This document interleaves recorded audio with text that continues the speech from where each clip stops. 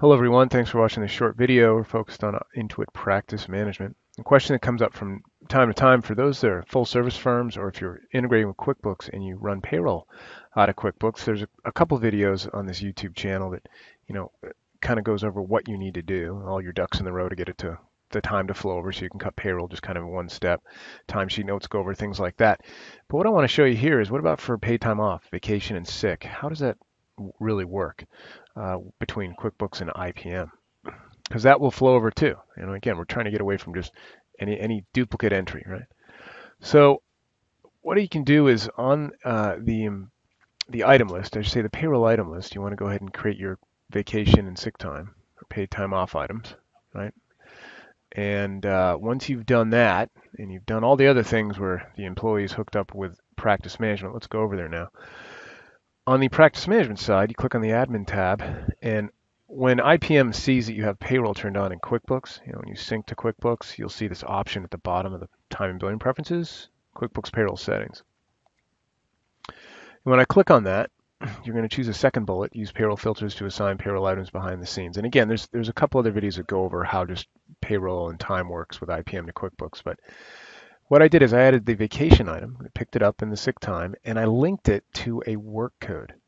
That's what's important because they're going to put the time in their sheet that maybe they went home for 6 hours or something like that, or 3 hours sick, or they're taking 24 hours for vacation. You want to link it to a particular work code, and I actually created a service item in QuickBooks that I brought into IPM, like you do with your work codes, if you will. If you're connecting to QuickBooks, you can use your service items as the activity codes or work codes in IPM.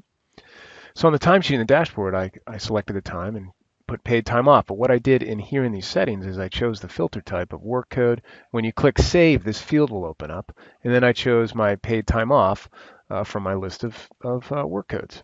Right? And then I chose an hourly type. And I'm still only using hourly as a default, right? That's what usually I pay everybody with. But for vacation and sick, there it is. But we're linking the work code to the particular payroll item in QuickBooks. That's what's important. So you go ahead and click save. And then on the dashboard, someone comes in to enter the time. What I did is I chose, I always like to have the firm as a client for meetings, internal things that you're not charging back. And this particular item, this work code that came in, I chose it that it's not chargeable, right? We're not going to create an amount, or I'm not going to invoice anybody. And you can do that. Let me show you quickly if you have a question. Under work codes, go to your work code, and there's a box here. Time billed to this work should be marked no charge by default, right? This is kind of internal stuff, and I created a client for the firm. And now, so people in their dashboard, I left early for sick, and I just went paid time off, and here it is, paid time off, and put in my actual hours, and then submitted it. And then when you go to time and billing, because that work code's now linked to the payroll item in QuickBooks, you go to time and billing, and you go to manage time and expense. Let me go to post timesheets, and I'll go down to this one and click on the actual to review the timesheet details so you can see it.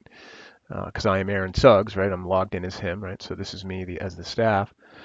You'll see that I have 3 hours here, and it's linked to sick time. And if I click on the 3 hours, I have it billed.